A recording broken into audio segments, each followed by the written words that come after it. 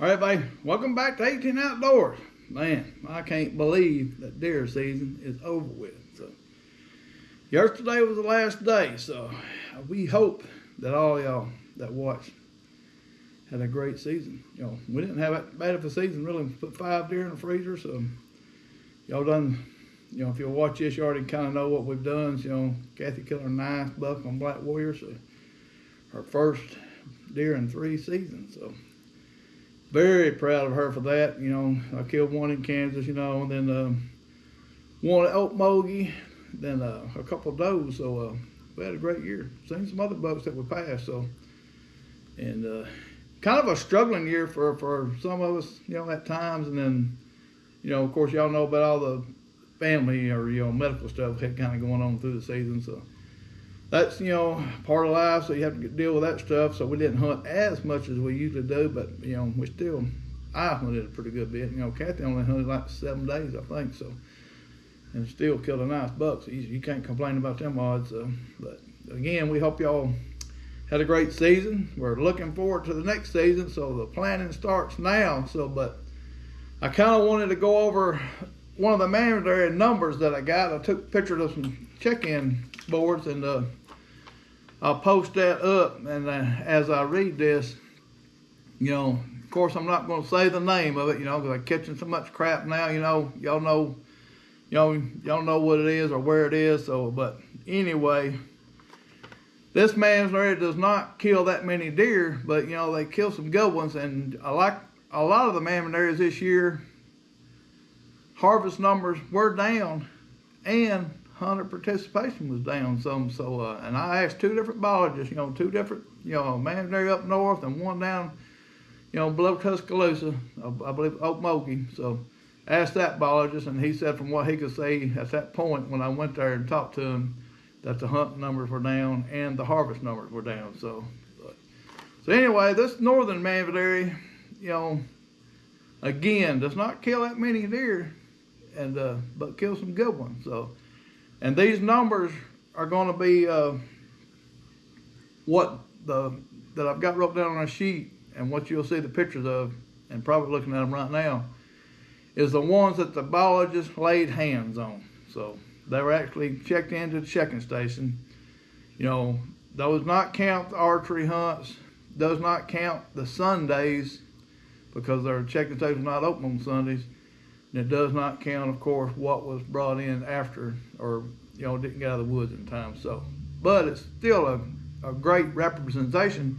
So the ones that were not laid hands on or whatever, it's going to be similar. So what I've got wrote down, there was 51 bucks taken, that were laid hands on.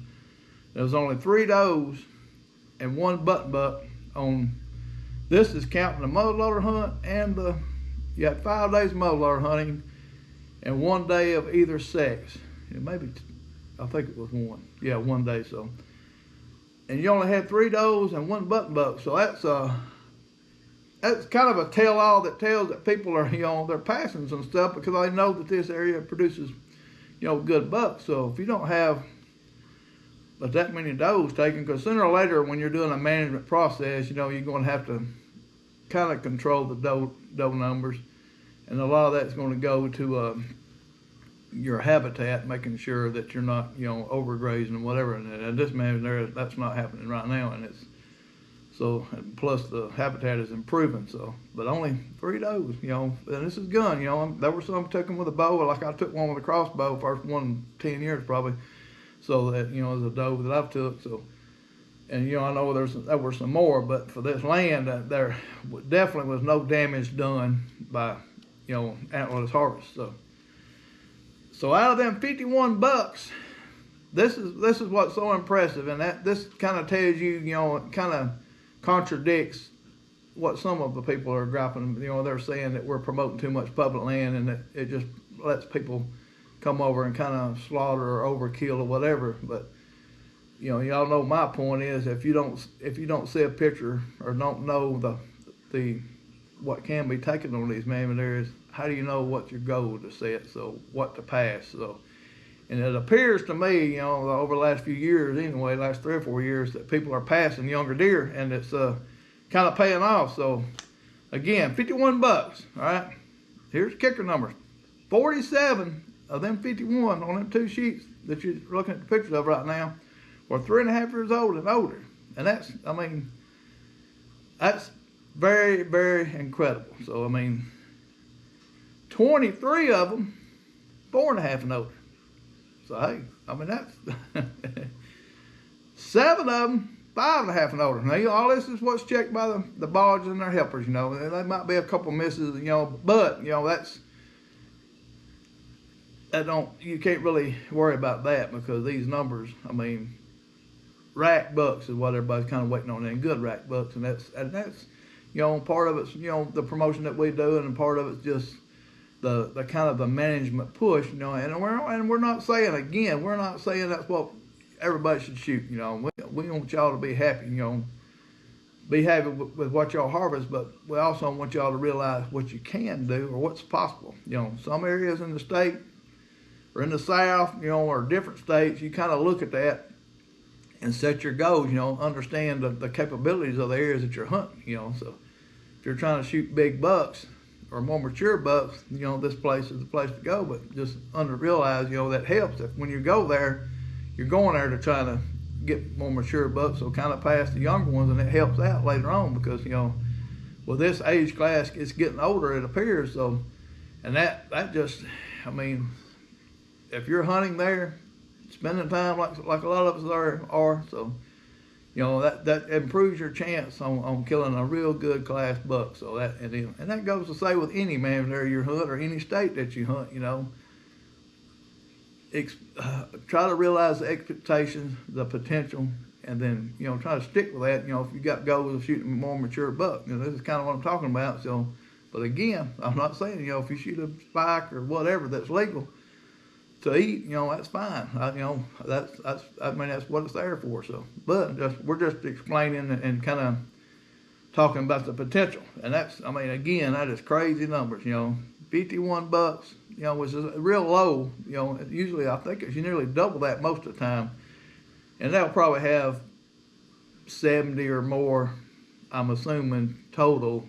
That's, you know, that game check will tell. So that, I mean, that's, you know, it's still lower, but it's like that on the same biologist I talked to, and I think one of the other managers he deals with was a lot lower too, and they usually kill a lot more. So that is, you know, some people arguing that some of the private land might be pulling them off, but I don't believe that because people have been feeding for years upon years. It's just, I just think, you know, we had a different type of environment this year with the weather, the drought, the mass crop, you know, was low, so the deer adjusted, but some of the hunters didn't get to adjust. You know, the deer wasn't maybe not moving as much, maybe not moving or being much real visible during the rut, you know, for whatever reason, you know.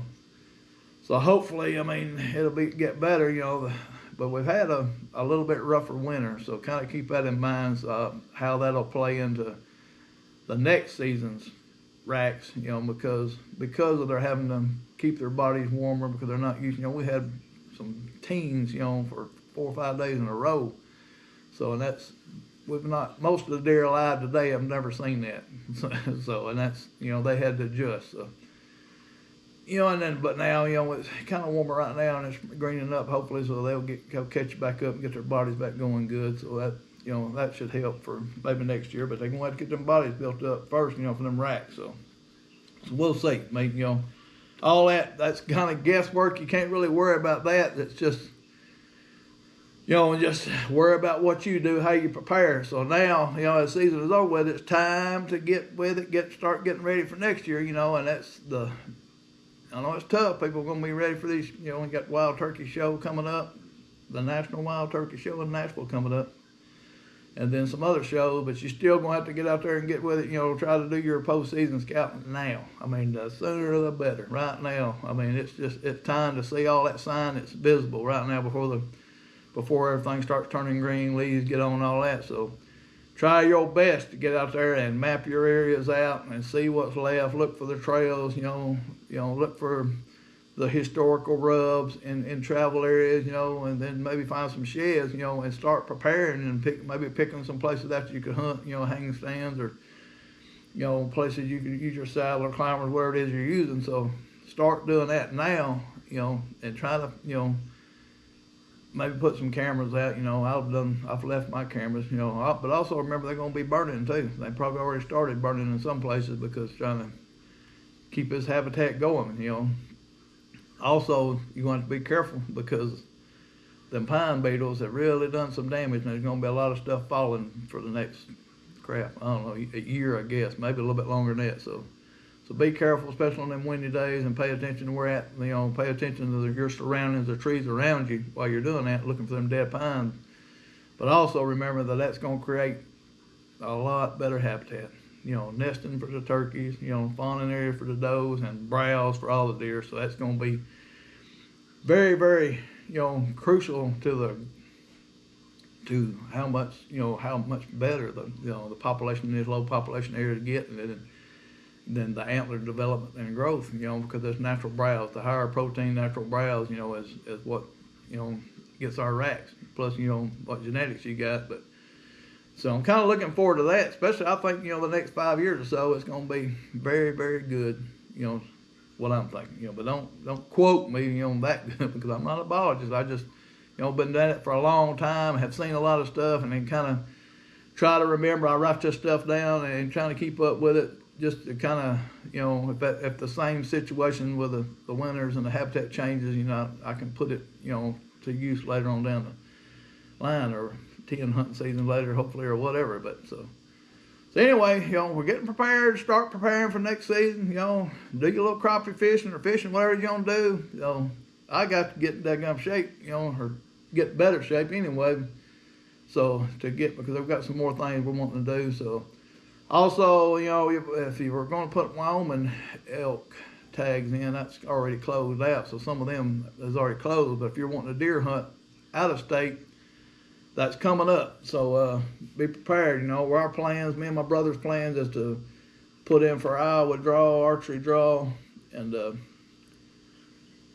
buy a preference point for Kansas, buy elk preference points for Wyoming, which I think we'll have 13 or 14 points this year. And then Kathy wants to put in for antelope in Wyoming, and I'll probably go ahead and put in for mule deer. We've got 6 or 7 points, I think, for each of them. So we're going to do that. So if you're interested in doing anything like that, or in the future, buy them preference points, keep them preference points going. If you're a young cat, and got a little extra money, I'd buy, like if you want interested in some kind of mountain goat or something like that, buy them points in them states that have these animals and try to build them up where you can, because it's going to take 15 to 20 points, to draw an area like that. And that would be so cool to do that in another state. An animal like that, that many states don't have, but there are several states that have a hunting population of that. It's on the lower 48 that you could do that, and that would just be a dang amazing hunt, amazing, challenge, and just different part of the world, and it would be great. So if you're young and thinking about that, buy them points. Or if you're a whitetail hunter and wants to go to different states, I would. Iowa is going to take several, and then Kansas, it could take some, might not, it just depends. But it's more, that stuff is more popular now. So by what we're trying to do is, me and my brother, since we're older, as we're rotating it, we're going to buy, we've been buying Iowa points. This will be 3 or 4 years, and we think we can draw maybe in the area. If not, we're all buying Kansas point. You've got states that you can go to that's over the counter, Kentucky, Illinois. It's Illinois, I think they have a 25,000 out-of-state license sale or something limit, but I don't think they ever reach it. But and then Indiana, Ohio, Missouri, them places are pretty much over the counter. So you can. So that's what me and my brother have in the back burner. Like if we don't draw for Iowa, we're just gonna go to Missouri or Kentucky or somewhere like that. So and maybe Illinois, who knows? But anyway, we just got a backup plan, and if that's what you want to do, kind of think about that. Start buying them points for the good states, and then think about them states that's over the counter, and then be ready. be ready to do that and start doing that, because them a lot of them start taking place in say April or something. So kind of get on them websites. Most of them now you got to set up an account, and that way it's easier. They got apps. All these states now got apps, so do that. So. And if you're interested in like going to different, say, Canada deer hunt or any of them places like that, a lot of that stuff, the good places, you need to plan a year or two ahead of time. Do deposits, whatever it is. If you want, like one of my dreams would be go Saskatchewan and watch alfalfa bale or something out there in them deep woods, waiting on one of them big old chocolate horn suckers to come out, chasing them does. So, but them good places is going to take you 2 or 3 years to get. They'll be booked up. So. And plus, the bear hunts and all that, all the good guides are booked 2 or 3 years in advance. So, any of that stuff you want to ask me about, you can. What stuff we've done. I've got a little bit of information or knowledge about it, so I can help you or give you advice. So, but again, it's time to start planning for the upcoming season, 2025-26. So, and we got the Weavers meetup coming. That's next Saturday, the 22nd or something like that. Let me verify that. So it's just next Saturday the 22nd at Weavers. So y'all come see us there. Get on Weavers website, look it up, see exactly what time it is. It's gonna be pretty much like an all-day thing. So come on and do that. We'll be there, with a few things, maybe bring that deer. I think they want us to bring the deer, if anybody hadn't seen him or whatever, look at him again, but he'll be there. So, a lot of people, a lot of great hunters will be there.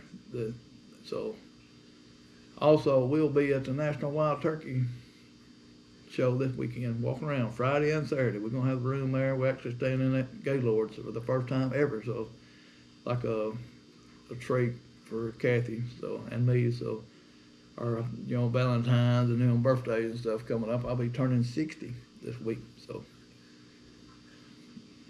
dread that. But anyway, so stop by and see us there if you want to. And she's gonna have a few purses. If you've not seen them deer purses she makes with different animal hides for trimmings and stuff, all handmade purses. If you've not seen them, or if you're interested in one of them, message me. I'll try to put a few pictures right now that you can look at what she's going to have for sale. But she's been making them, for several years now. And, and a lot. She's had several people that's bought them, and it takes her a while to make one of them, and they're very, very impressive quality, So she'll have some of them with her at this show, and then the next show we're going to. So we'll be at the Mobile Hunter Expo in Dalton, Georgia, World Deer Expo. I think I think the World Deer Expo is done sending out emails on stuff, so we'll be at that, and the Dalton, Georgia one too. So we might look into another one in Georgia, but I'm gonna have to email them and talk to them. So because we got a lot of people we know in Georgia that we talk to and stuff, and that's cool. So that's part of that camaraderie. We like catching up with folks. All the people that would message us and stuff. We like talking to them at these shows. So we're getting ready for that, and while we're getting ready for season, so I'm trying to think of anything else. So, but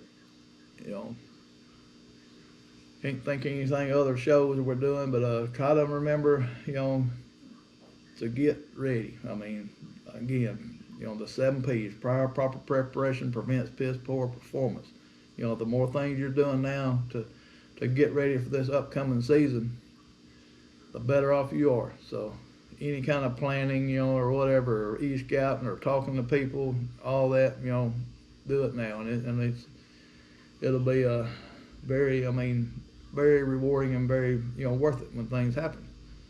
Also, I got a few like a question for y'all. I'm thinking about having a get together / deer talk and have a little food here in our trophy room over the next month or so, and we would have to, charge a little bit for that, and I'll get somebody to come, talk,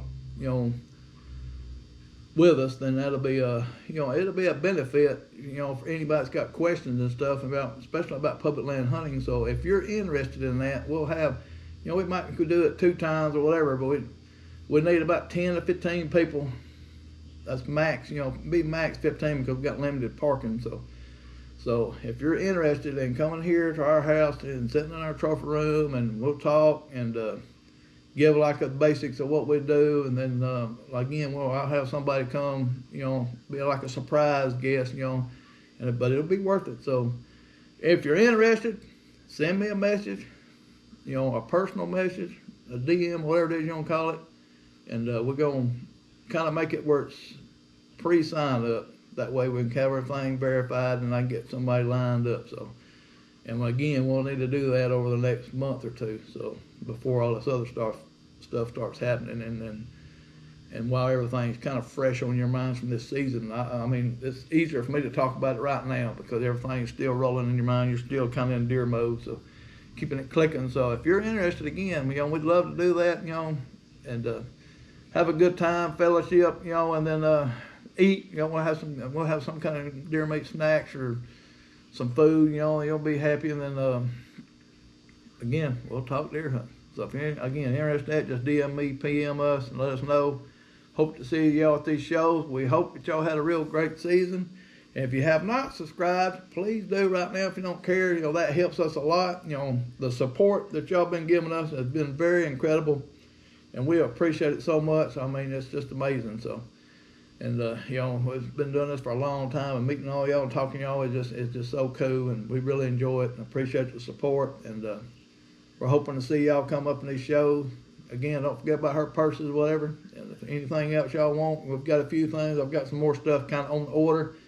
And I got a different thing coming up, I hope. We'll talk about that whenever I get some of them, and we'll ask y'all what y'all think and see if you want to see what the interest would be. So anyway, good seeing y'all. Looking forward to seeing y'all at these shows.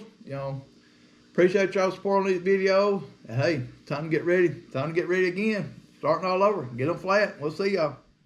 Hey everybody, thank y'all for watching the videos. Well, again, we appreciate y'all's support. If you haven't liked, please like and subscribe. And if you don't care, if you haven't got one of our books, check out Amazon and get a book.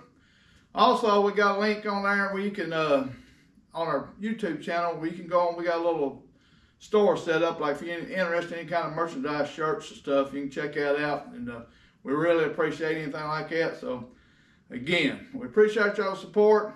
Keep watching. We're going to keep trying to share the outdoors and how we do some things, and try to help everybody that we can enjoy the outdoors. And we do this for just basically because of the environment and the community that's involved and built around hunting. So again, we appreciate y'all.